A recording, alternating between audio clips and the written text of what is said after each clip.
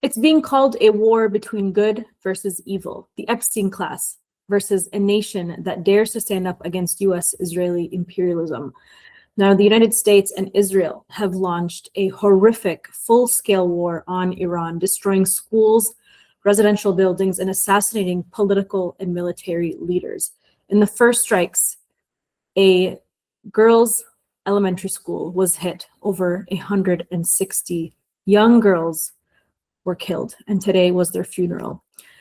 Ayatollah Khamenei was assassinated, the leader of the Islamic Revolution of Iran, killed in a joint CIA-Israel operation. Not only is Iran mourning, but millions of Muslims and those who believe in revolution and resistance against US-Israeli imperialism are mourning with them. Now, the planet appears to be on the brink of World War III. So what can we expect, and how will Iran strike back? Well, what we've seen so far is that Iran's military might is far stronger than what most people came to expect. And so we want to hear about the situation on the ground from an Iranian perspective, and break that media propaganda fog of war that's taking place here in Western press. So in this special edition of the Midcast, we are joined from Tehran by returning guest and a friend of the show, Syed Mohammad Marandi, professor of English literature and Orientalism at the University of Tehran. Dr. Marandi, thank you for being with us today.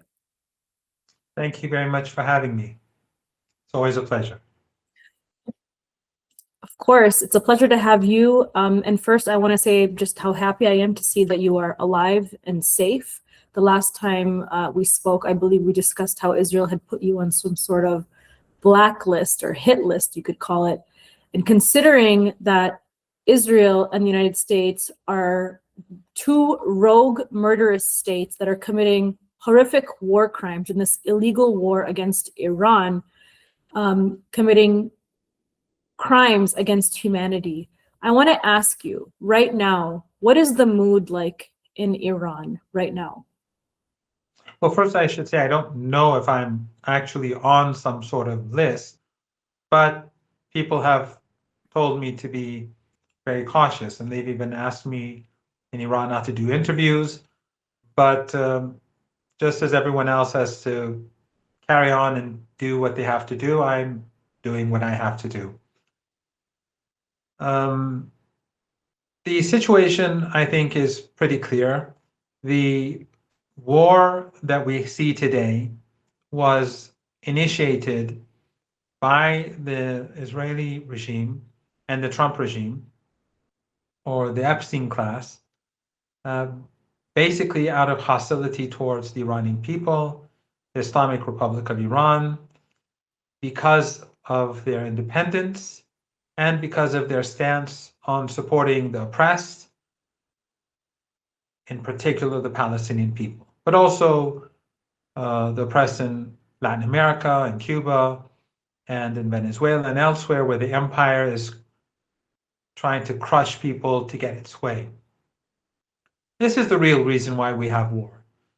They will use different excuses: human rights, nuclear weapons, terrorism, whatever they can find, they'll use as an excuse, but the reality is something quite different.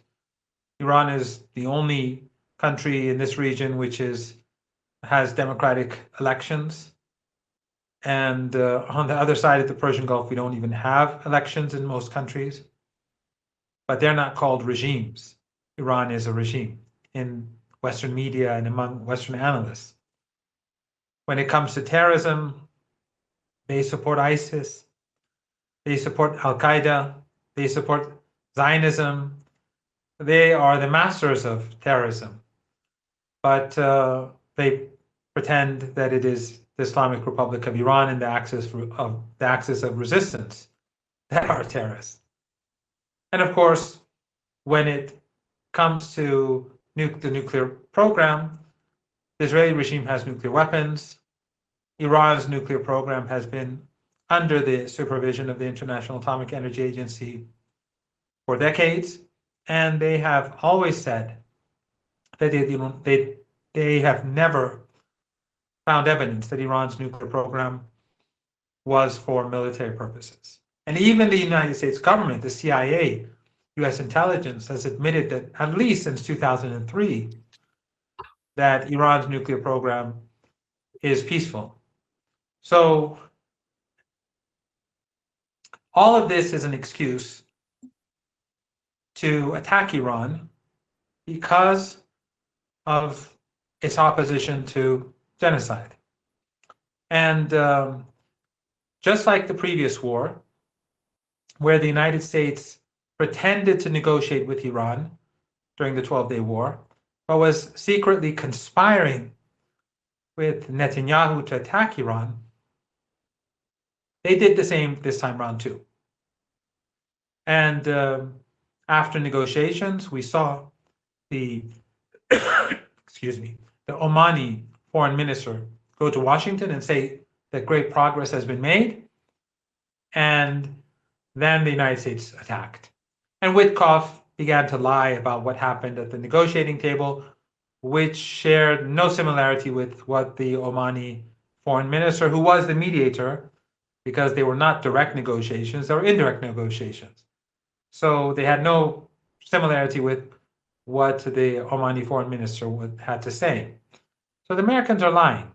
They lie about Iran being on the verge of nuclear weapons. They lie about Iran being an imminent threat. They lie about Iran building weapons to strike the United States. This is 2003 all over again. But the difference is that Iran is not Iraq. Iran is not Libya. It is not Venezuela. It is not Vietnam. And this is a bridge too far. The United States has met its match. And despite the overwhelming firepower, the United States and the Israeli regime, its sidekick, or maybe the United States is the sidekick, I don't know, they have failed militarily because Iran has been brilliant. And Ayatollah Khamenei was brilliant in developing Iran's defense capabilities. Iran's drone and missile technology is indigenous, and they've been built in underground bases which are not accessible to the US regime or the Israeli regime. So what do they do instead? They go and bomb civilians. They've been bombing hospitals. They've been bombing schools. They've been bombing squares. They've been doing double tap attacks. One of my friends was witness to one of them. They would strike a place, wait for first responders to go, and then they'd strike again. They've been doing that time after time across the country. They've been bombing airports and destroying civilian aircraft. This is the regime in Washington's policy. And it shows that the Epstein regime in the United States is no different than the Epstein regime in occupied Palestine. They have zero morality, and Western media is captured by the Epstein class. It's owned by the Epstein class. We've had no coverage about the atrocities that have been carried out, especially the atrocity at the elementary school that you spoke about, because they're indifferent to Iranian children.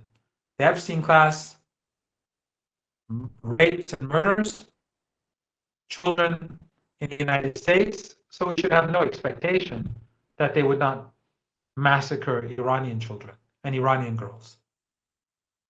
But on the battlefield, Iran is striking very hard. They are hitting the Israeli regime repeatedly and with great success with their missiles, and they are pounding US positions in the Persian Gulf region with missiles and drones. And while the Arab family dictatorships in the Persian Gulf, which are all proxies of the United States, whether it's Qatar or the Emirates, they may not like each other, but they're both proxies. Al Jazeera is for show. Al Arabiya and all the outlets, Sky News Arabia, all of them are basically tools of empire that serve different purposes for different sets of society or different segments of society. But all these proxies of the United States, they are complicit in US crimes against Iran because all of them host US bases. All of them have allowed the United States to conspire against Iran on their territory, and all of them have allowed the United States to use those bases during this period of conflict against Iran. And so Iran has said those bases and all US assets in these countries will be targeted. So they have nothing to complain about. And we saw the other day when 3 US jets were downed by the Iranians. Of course, the Americans say it was friendly fire, which I think is silly. I think it would be preferred for them to say that it was the enemy rather than their own air defenses, because that just indicates that their air defenses are pretty awful. But those jets were downed over Kuwaiti territory. So it shows that Kuwait allows Americans to use their airspace to strike Iran. And of course, Kuwait is very small. Those planes fly over Saudi Arabia, and they fly to Saudi bases and bases in Jordan as well. And then, of course, we have Turkey, where US bases there are also being used against Iran, the radar installations, as well as the AWACS planes from NATO that fly over Turkey to collect data from Iran. So all of these regimes are in the American camp. And the countries in the Persian Gulf are nothing but proxies. If they don't want Iran to strike them, obviously the solution would be to expel the US soldiers there, the US troops there. They don't, they won't, and so they have to pay the price. They can't have their cake and eat it too. But there is a balance of power right now. But the difference is that for Iran, this is a fight for survival. For the axis of resistance, it is a fight for survival. But for the United States, it's a war of choice. This war is not in the interest of the American people. It's in the interest of the Israeli regime. And the Americans are being sacrificed, and the American interests are being sacrificed for the Epstein class and the Zionists. So right now, Iran is being bombed regularly. In Tehran, we've been bombed multiple times already today. Many people have been slaughtered, ordinary people on the streets, just slaughtered by the Americans and the Israelis because they can't touch the underground bases, so they get their revenge on ordinary people. That is where things stand. But Iran has blocked the Strait of Hormuz. It will not allow ships to leave. And it's driving the price of oil up gradually, but it's not destroying the tankers or the assets, oil and gas assets in the Persian Gulf, because it doesn't want to create a global crisis. But if things escalate, things can change. Because Iran will not allow Arab regimes, dictatorships that are proxies of the United States to facilitate the destruction of Iranian civil society and civil infrastructure and get away with it. So we are in a very, very dangerous situation. Things could evolve in a way in which this could lead to a global economic meltdown. Yeah, there's a lot to unpack here. And, you know, being someone who has covered the war, the forever war machine for nearly 2 decades now, since I was a teenager, we've been preparing for this very moment, and Iran has been preparing for this very moment. We knew through Wesley Clark's declarations that the United States has set up Iran for this moment, listing all of the countries that were a target, from Sudan to Iraq to Libya to Syria, and then Iran being the last country. And for every single person that has been following these wars, you have to be a special kind of stupid not to know and recognize that the war in Syria was set up in a way to bring us to this current war. It was to cut off Iran. And so for all of the people that are like in shock, like, how could we have gotten here? It's because we allowed the war in Syria to happen. It's because we fell for that sectarianism. It's because we allowed for that regime change operation to now turn Syria into basically a massive US base. That's how we got here. And, you know, when it comes to some of the fog of war, we have people in the Western press, like Piers Morgan and other, you know, US politicians, even Pete Hegseth of the Pentagon, state that Iran has been threatening the United States with war. And when asked how or why, they said, oh, because they chant death to America. That's their threat of war. I just thought that was so funny because, they're using that chant as if Iran doesn't have a reason to be worried of a US invasion of Iran. But anyways, you talked about a lot of different things, and we're going to break down actually each one by one. But I think one of the most important things that's on people's minds and that has become evident is that Sayyid Ali Khamenei was assassinated. And, the United States and Israel have targeted political leaders and resistance leaders throughout the last century, across Africa, across South America, across the Middle East.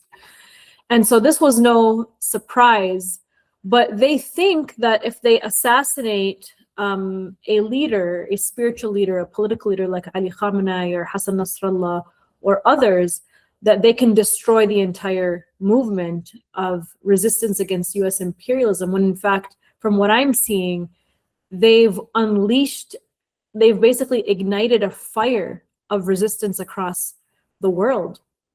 And they also thought that assassinating Ali Khamenei would be the end of Iran. But that's not necessarily the case. So talk to me about how, first of all, the reaction to Ali Khamenei's assassination, and how will Iran continue after the supreme leader has now been assassinated? Well, Ayatollah Khamenei refused to leave his home. And he said that since many people in Iran and Tehran are struggling and they have nowhere to go, I'm staying put. There was no major intelligence coup or anything like that. He was at his home. He was in his office. He was in no bunker or no hiding place, which would have been something that everyone would have wanted him to do. If it was in my hands, I would have begged him to go to some place to protect himself. But that was his decision. And he said that I will not move because many ordinary people cannot leave their homes. And so I will stay put. And he's an extraordinary person. I can't think of anyone who in my lifetime that is like him. He's a scholar, not just a major religious scholar, but he is an intellectual. In other words, he's very, very well versed in Western intellectual tradition. He is fluent in 4 languages, Persian, and he speaks very eloquently. When he speaks, if you want to publish it, you don't have to make changes. His sentences are all perfect, the exact opposite of me. He's very well versed in Iranian literature, Persian literature. He speaks Azeri, and his knowledge of Azeri literature is fantastic. His father is Azeri. From Khamenei is an Azeri city in Iran. His Arabic is excellent, and his knowledge of Arabic literature is fantastic. And many may be surprised, although I've said this a couple of places already, he is also fluent in English. And he would read English novels or English novels in the English language. And as far as I recall, his favorite novel is a French novel, Les Miserables, The Miserables, by Victor Hugo. And that, of course, I think reflects the fact that he is a person who stresses social justice. He stresses on the private sector being active, but also he stresses on social justice and the state supporting the disenfranchised and those who are left behind.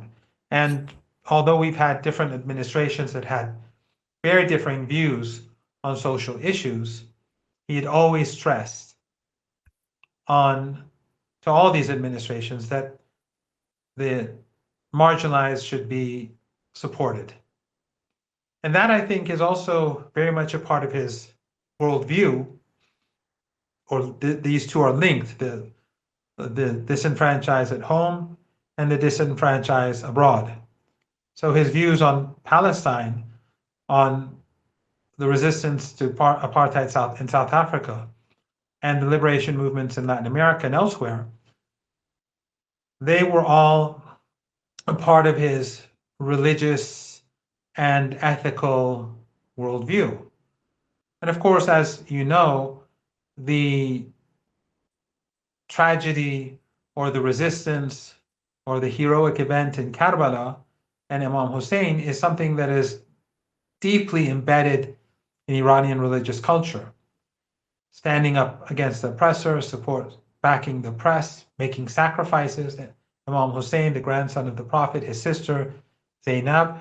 This is a key element of Iranian culture. If even those who are quite secular, when it comes to Ashura, they go out and participate. You can tell when it is Ashura in Tehran if you walk around town. So his support for the Palestinian people has been unique, and it follows he follows the footsteps of Imam Khomeini. And this is, of course, why we're targeted. This is why we're attacked. This is why they're trying to destroy us. And I think that what the Americans have done has been the absolute opposite of what they thought would happen. They've made Iranians angry, and even the minority of Iranians who are Western oriented or liberal, or even those who took part in the riots, their worldview has changed over the past few days. After what they saw happen to Ayatollah Khamenei, after what they saw happen to the children, after what they're seeing happening every day, these naive young teenagers who thought the West is what they see in Hollywood, they're seeing the reality. So what Trump has done is that what he's asked Iranians to do is to come to the streets. And they did come to the streets for the exact opposite reason for what Trump wanted them to do. And the crowds every day, every night, across the country are extraordinary. Under fire, under airstrikes, millions of people in Tehran alone. Last night, the night before, and I guess tonight as well, I haven't been out, but in Tehran, they've spread out the gatherings to 20 or so different places for security reasons, because they're vicious airstrikes. And so in each of them, you have tens, if not hundreds of thousands of people. And in my Telegram channel, I put clips of these. And if you look at them, different neighborhoods in Tehran, and put them together, it's astonishing. And you can see in the footage, in the videos, that anti-aircraft fire and anti-air defenses are active because we're being bombed and the people won't budge. They say, we're ready to be martyred. They say no to humiliation, which is famously something famous that Imam Hussein said on the day of Ashura. And they state their allegiance to the Islamic Republic and to Ayatollah Khamenei and their resistance against Zionism. So what Trump asked for was the exact opposite of what he got. And then this Orientalist view that dominates in the West about Iran and about all of the non-Western world, of us being backward and incapable of governance and not sophisticated like them, it turned out to be the opposite. Ayatollah Khamenei devised, and his team devise a defense system with indigenous Iranian technology, advanced drones, and missiles.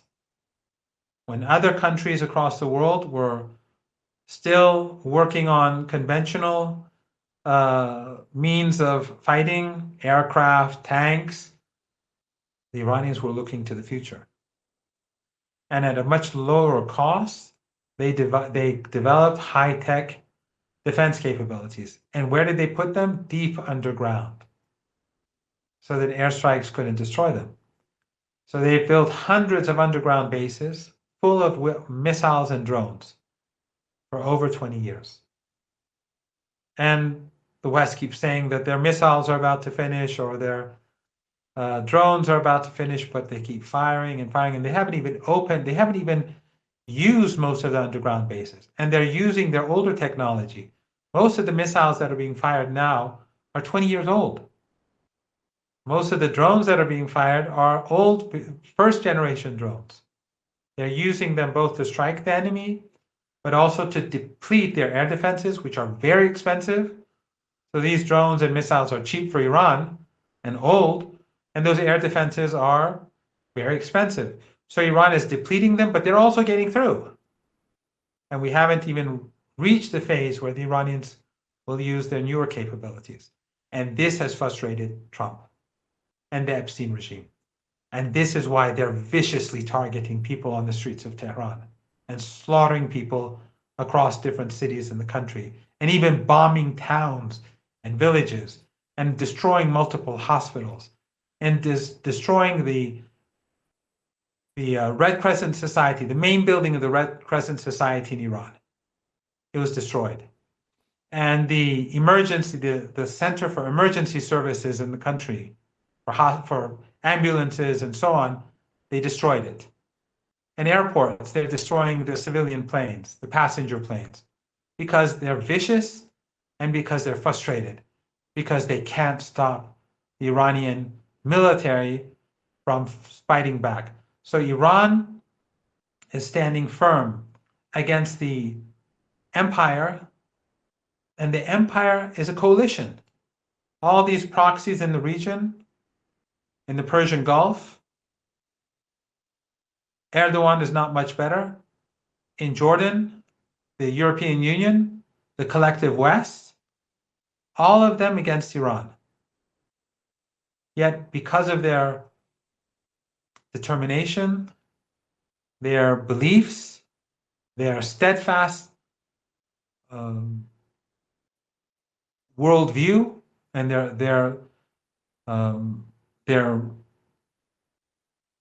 the influence of the Imam Hussein on the culture and their religious worldview, there is an extraordinary resilience among Iranians and among everyone associated with the axis of evil. The axis of evil for 22 years, 23 years, I think. I think it was 2002 when the axis of evil was attributed to Iran. It was the speechwriter of Bush, the Zionist. I remember that. I forgot his name. I've actually met him. I was with him for a couple of days in Lebanon, and we had lots of debates. Really sinister person. He's very famous. You know who he is, but he's a can't remember his name either. Sorry? I said I can't remember his name either, but I know who you're talking about. I can't remember his name for some reason. I'm growing old. But so Iran was the axis of evil. But in reality, the axis of evil is this coalition against Iran. And the axis of resistance, they are the forces of truth and justice. Our guilt is that we oppose genocide. Our guilt is that we're guilty of opposing ethnic cleansing. We're guilty because we say Palestinians are not Amalek. They're equal human beings. We're guilty because we don't believe in a master race. That's our guilt. And for that, we're slaughtered. And for that, Western media collectively antagonizes us. The war of aggression was imposed on us Yet Western media is attacking us. It's quite stunning, but I think for young people, but for me, I expect nothing other than the behavior that we're seeing in Western media. This is not the free world. The Western media is controlled by the same people who control the US government. And the Epstein files, I think, have made all that clear, even though we're only seeing the tip of the iceberg. So in any case, the point that I'm trying to make after all this is that the situation is very painful and tough. And as we speak, innocent people are being murdered by the West, and the Western media is trying to whitewash the crimes. But Iran's military capabilities are extraordinary, and Ayatollah Khamenei was brilliant in devising this. And the government and the state, despite all these airstrikes across the country, they're able to manage. We don't see huge queues or lines of people trying to get bread or other goods. Life for now is normal under these horrific circumstances. And I think that is a major achievement. But I ultimately believe that this war, though there will be lots of pain and suffering in the days ahead, thanks to the criminal West, that Iran will deal the United States a decisive blow, and it will impose a strategic defeat on Trump and the regime in Washington.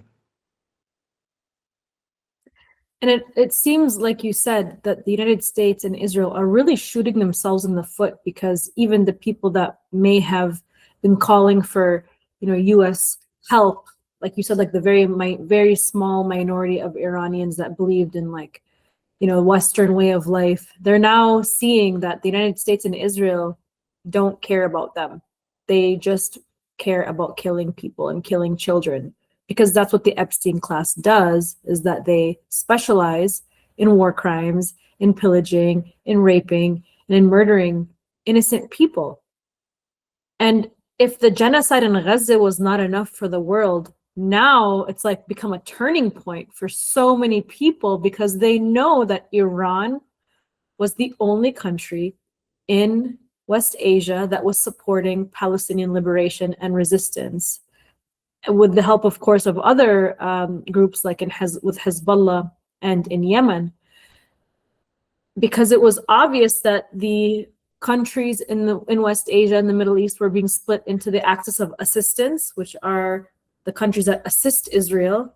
That's the US and all the Arab Gulf states, along with Morocco, Egypt, Jordan, Bahrain, Saudi Arabia, Qatar, especially the UAE, versus the axis of resistance. And so I think it's been a really big surprise for even those countries to see just how powerful Iran's response has been. In the US media, it's being reported that the United States has lost, I think it was maybe four soldiers, US soldiers. And of course, because of the censor in Israel, we're not really getting the full picture of the damage inside of Tel Aviv and all the Israeli military bases. But I would like to hear, and I think a lot of people would like to hear from the Iranian perspective, because I've heard from Iranian media and Russian media that it's actually, I think it's over 500 US soldiers have actually been killed. And the destruction in Tel Aviv has been quite severe.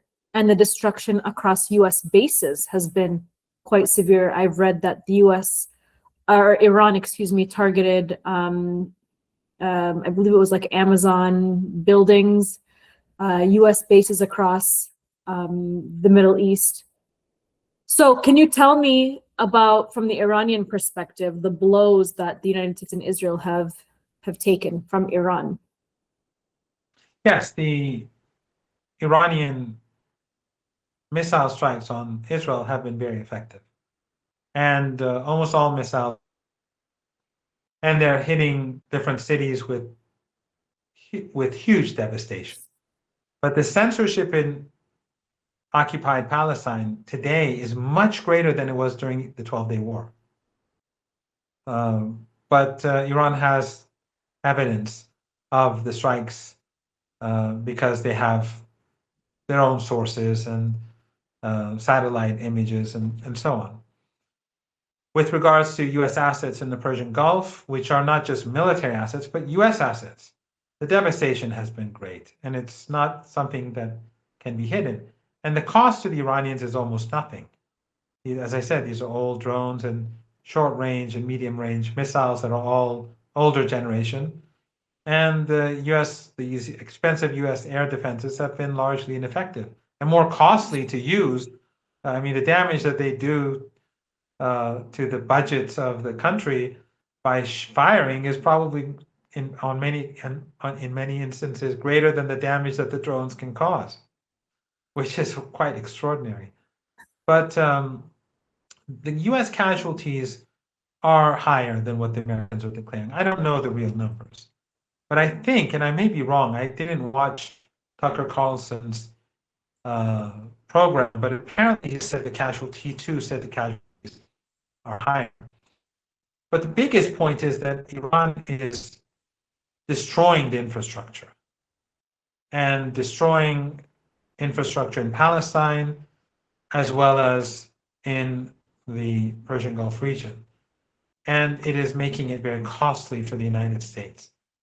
The United States is forced to station its jets far away. So they have to refuel just to get to Iran and refuel again to get back. So the air campaign against Iran is costly. While they're murderous, they're very costly. And they cannot carry out as many airstrikes as they want because of the distance. Because Iran missiles strike those bases. So they have to move further and further away. But in addition to that, the US has a shortage of ammunition, and it is all very costly to make and to bring to the region, and to produce and to then transfer it to our region. So the war is becoming very costly to the military. It's being costly to US infrastructure, and it's not just military infrastructure. You alluded to Amazon. These are US assets. But also the price of oil, the price of energy has gone up very significantly, and the price of natural gas has jumped. So Iran is able to increase pressure.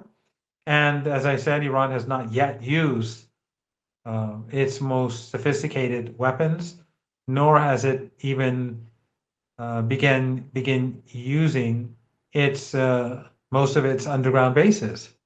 Most of the strikes are carried out from bases that were already being used during the 12-day war. So the Iranians want to keep their assets hidden from the United States until the time comes. And we've seen Iranian missiles hit targets also in the UAE and Saudi Arabia, and they've released statements that they don't necessarily want to enter the war, but they will act accordingly if these missiles hit civilians.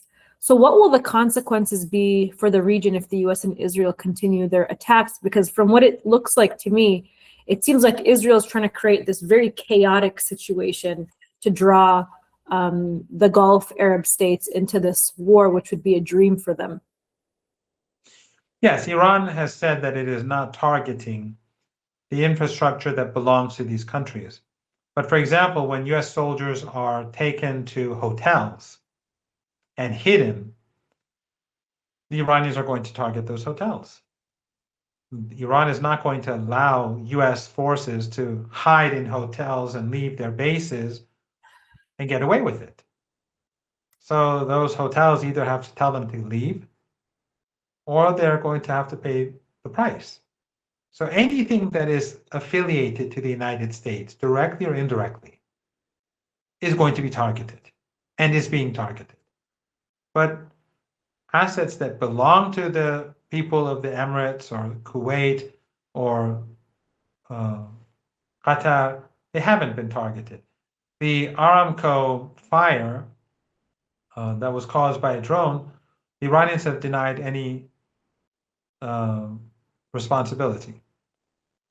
And when we look at what Tucker Carlson said, who's very well connected, about what Mossad is doing in Saudi Arabia and Qatar, trying to carry out terror attacks in these two countries and blame it on Iran, then you start to wonder whether maybe the attack on Aramco was a part of this Israeli project.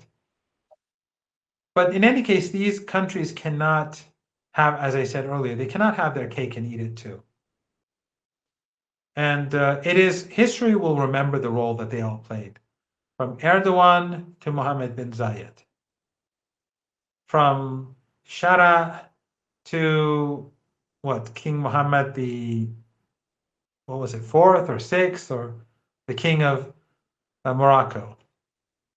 All of them have assisted the empire. All of them have assisted the Epstein class. All of them have cooperated with the Israeli regime. All of them are complicit in the crimes of the Israeli regime. And the irony is that the US ambassador has openly stated what the real US foreign policy is, the unofficial US foreign policy. That if the Israeli regime takes this entire region, that's fine. Yeah. And the country that's least affected is Iran. Iran is further away than any of these other countries. Syria, Jordan, Saudi Arabia, Egypt, Turkey, all of them are closer. Yet all of them cooperate with the empire against the axis of resistance. It's quite stunning. What the US ambassador said. It's embarrassing. Yeah. It is very embarrassing. The US ambassador has stated what we all knew. But he has stated it openly that the real US policy, he has not been sidelined, he has not been rebuked. Why? Because he has stated US policy. And that is European policy too. I've said this many times in interviews with Western mainstream media. The two-state solution was always a lie. From the very beginning, Western countries used the slogan of the two-state solution, but allowed the Israeli regime to colonize. That was the objective, to speak about the two-state solution so that people would calm down, so that people would be quiet, so that they wouldn't protest, so that they would not demand action against the Israeli regime. Whenever people would get angry, they would say, yes, we support a two-state solution. But in reality, from the very beginning, they were facilitating the Israeli regime to colonize. So the unofficial policy was always in the West, the colonization of the West Bank, and the two-state solution was just for show. Today, the real policy of the West, and back then too, but this is like that, the real policy of the West is the colonization of the entire region, but the policy that they state publicly for us, so that we remain quiet and we go about doing our own things and we do not rise up against this conspiracy, is that they respect the sovereignty of Jordan, of Lebanon, the two-state solution, of Egypt, but it's all a lie. Yeah. It's all a lie. It's exactly what we see on the Israeli flag. From the Nile to the Euphrates. That is the objective, and that is the policy, the unstated policy of the Epstein class. And yet that's these what regimes do nothing. And that's what the Arab Gulf states and countries like Morocco and Egypt are supporting. They're supporting the Greater Israel Plan, and they're acting like stooges for US and Israeli imperialism in the region. And as somebody who's a Palestinian American, I've lived under Israeli occupation and apartheid. I saw, GPS guided missiles and bombs being dropped on homes with my own two eyes. We as Palestinians look to our neighbors for help and support, but those are the countries that were aiding Israel in the genocide of our people. And that's why it's so disgusting. And that's why when And what did Palestinians those neighbors? yeah. Yeah, and what did they? Sorry for interrupting. And what did they do instead? When Iran or Hezbollah and others were sincerely supporting the Palestinian people, they promoted sectarianism to hide their own cowardly behavior, to hide the fact that they were proxies, whether it's from Doha and their huge media apparatus, or Saudi Arabia, or the Emirates, or sadly from Erdogan. That has been what's been done. They've even been telling the Palestinians for all these decades that the Iranians are not your friends, they're your enemies. They are Shia, they're evil, they don't believe in Islam, they're not Muslims. That's what they've been saying for decades.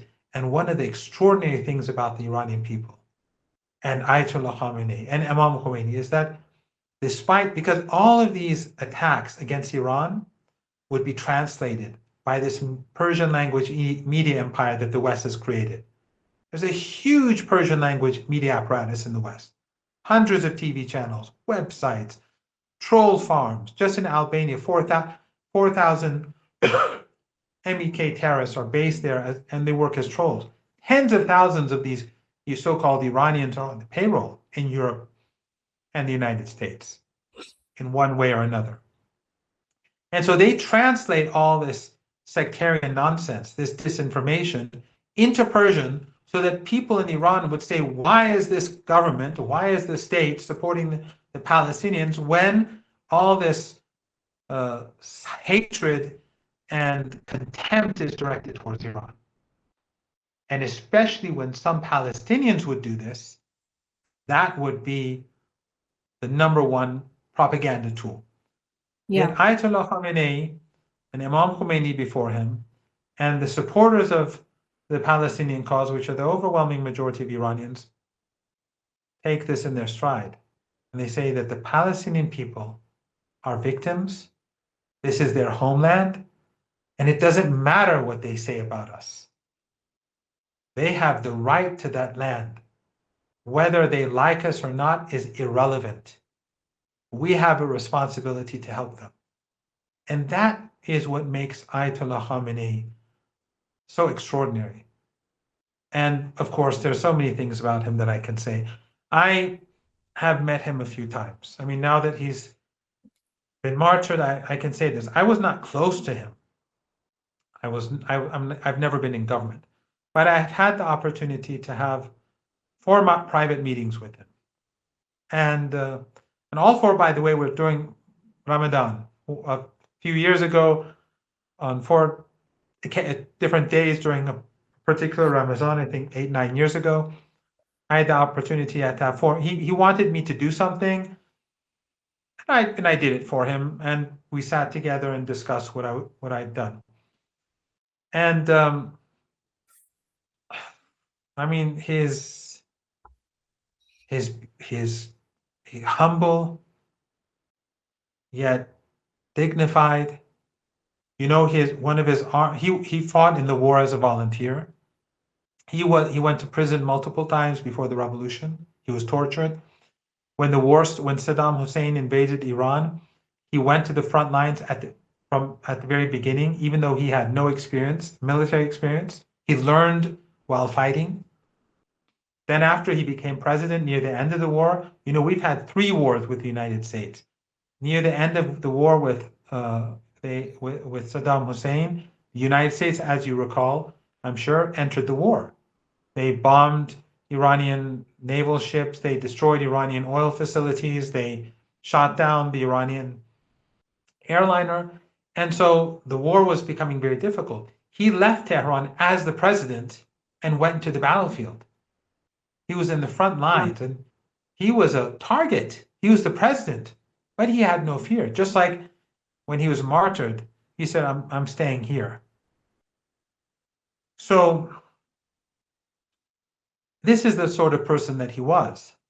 And that's what made him all of these qualities and characteristics, super clean, his children, his his immediate family. None of them have businesses.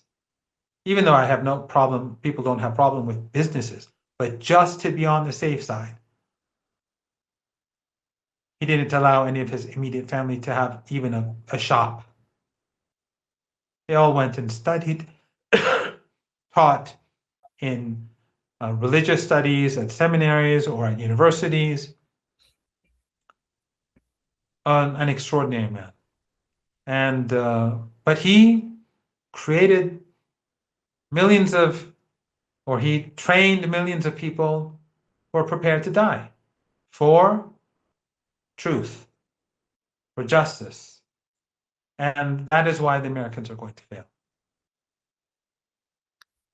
Imam Khomeini is one of the most dehumanized and misunderstood leaders of our time. Really, the way that he was portrayed in Western press is so disgusting. But really, it was just a reflection. The oil and gas funded Arab press, the press funded by these despots in the Persian Gulf. Yeah. Well, the way they portrayed him was just a reflection of them, right? Oh, yeah. It was a reflection of them. They portrayed him as somebody who didn't care about women's rights. They portrayed him as this wealthy, man that was hiding his millions and trillions of dollars. And every time we saw him, it's like people who had a brain and could think for themselves and think critically could see that he was a very humble and simple person, and so was his family. It was very obvious to people who thought critically. And even just the way that women are being treated in Iran has been so misconstrued across the Western press, when we have literal politicians who are raping teenagers. I mean, if you want to talk about like just how women and girls are treated, our politicians have been raping, molesting, and eating literal girls and children and boys. I met and we also in Moscow. Yeah. You know of Tara Reid. Tara Reid, she was Tara Reid, yes. Tara Reid. She I met her a couple of times in Moscow. She's one of the victims. Biden molested her and and destroyed her life.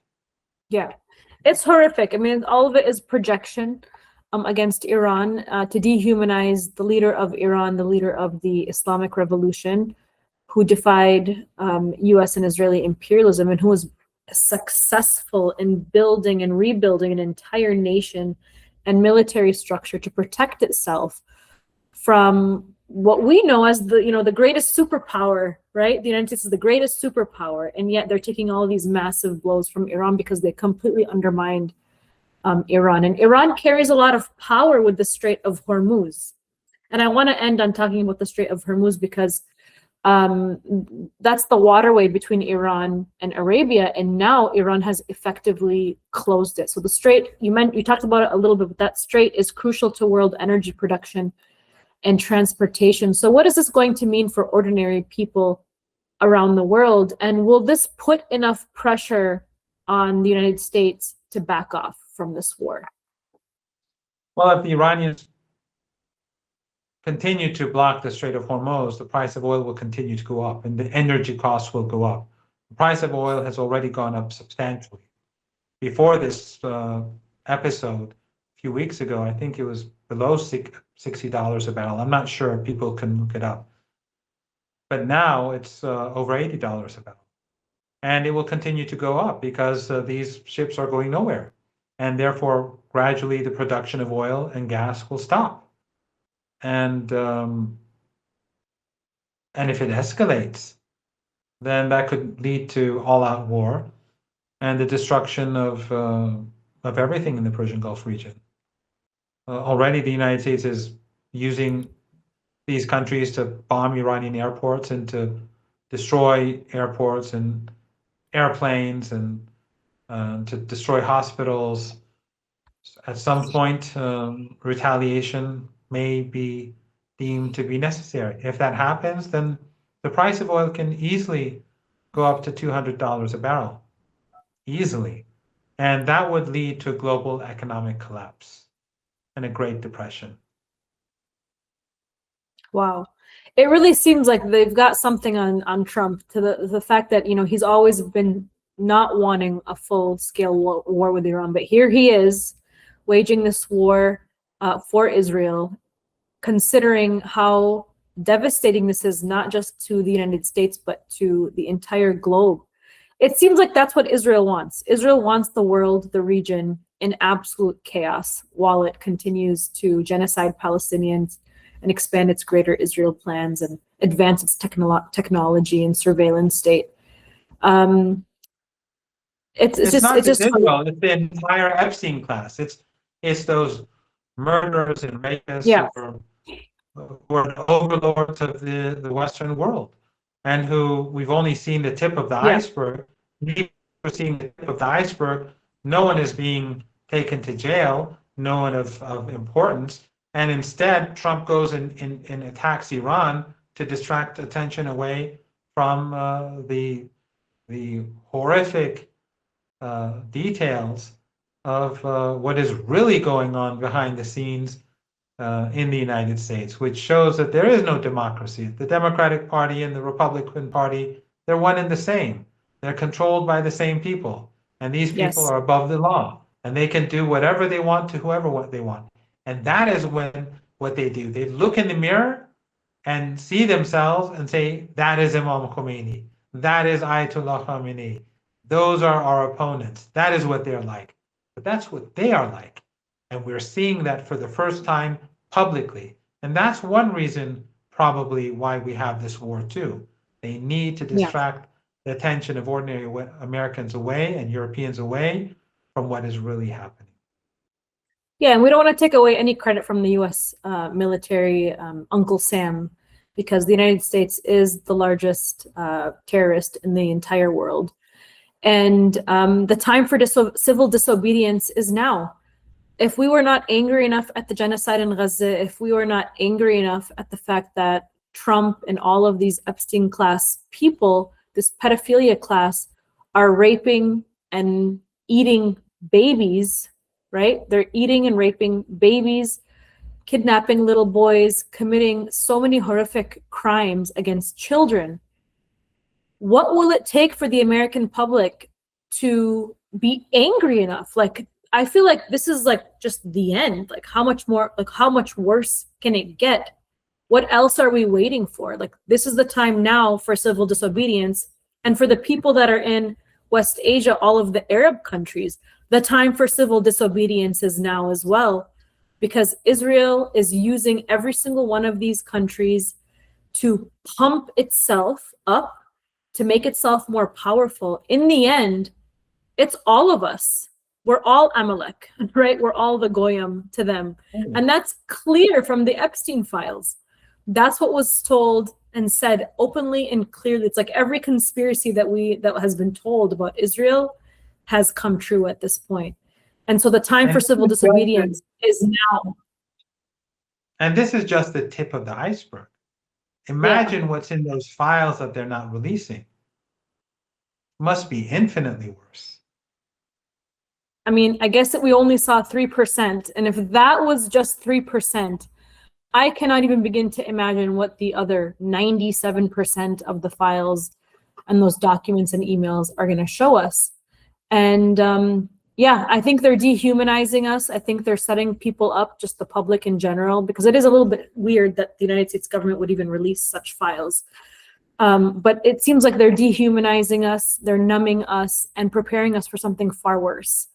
And even with the genocide in Gaza, people became numb after so many years watching children getting blown up. So now when Iranian children are getting blown up, do Americans really care? Are they numbed? That's horrifying. Well, that's horrible. Horrible to think about. Many Americans don't care. Yeah, many Americans don't. I think a lot of Americans probably do care, but many don't care. Yeah. I mean, those who continue to support the regime, despite all this material that's come out, they'll support them no matter what it does, unless it hits their pocket. Yeah, and I'm glad to see, and we'll wrap it up on this note. I'm really happy to see that there is dissenting voices even on the right now that are really opposed to these horrific wars, because the strongest base for Israel is the Christian Zionist movement in the United States. And so if Christians and conservatives and Republicans are now saying, hey, this is just going too far and this is not what I signed up for, this is not make America great again, this is make Israel greater Israel, I mean, that's a big, big step in the right direction. You know, we may not agree with everything that Tucker Carlson says or Candace Owen says or Marjorie Taylor Greene, but they're moving an entire force within the right-wing conservative movement. And it's dividing the right. And it's amazing. It's beautiful to see, because that's what we need to be seeing to dismantle this US military machine and the Israeli military machine. Yes, I think a lot of people are waking up to the fact that what the Christian Zionists are saying is that Jesus supports genocide. And that, of course, is the gravest and greatest injustice to Jesus. Of course. Horrific. Dr. Marandi, always a pleasure. I am praying for your safety and for the end of this horrific war. We are both survivors of war. You know, now your country is going through a very difficult time. We're praying for you and your family and for all the people of Iran, and we pray that this war ends very soon. We pray, I too pray for the people of Palestine to be saved, the people of Lebanon to be saved from this monstrous regime, the people of Iran, the people of the entire region, the people of Cuba, the people of Venezuela. Right now they're strangling women and children in Cuba, and Western media is completely indifferent because Western media is worthless, and they're just stenographers to the Epstein class. So these are all victims, whether from Tehran or in Caracas, whether in Gaza or in Cuba. They're all victims of this evil empire, and hopefully liberation is not far off. And I am confident that the Islamic Republic of Iran and the axis of resistance will, despite all the pain and suffering, they will impose a defeat, a strategic defeat upon this axis of this real axis of evil, this Epstein coalition that we're seeing in our region. And after that, I think it will be a different world, and the decline of the Israeli regime will, and the empire will pick up speed, inshallah. Inshallah. Thank you so much, Dr. Marandi. Thank you for having me.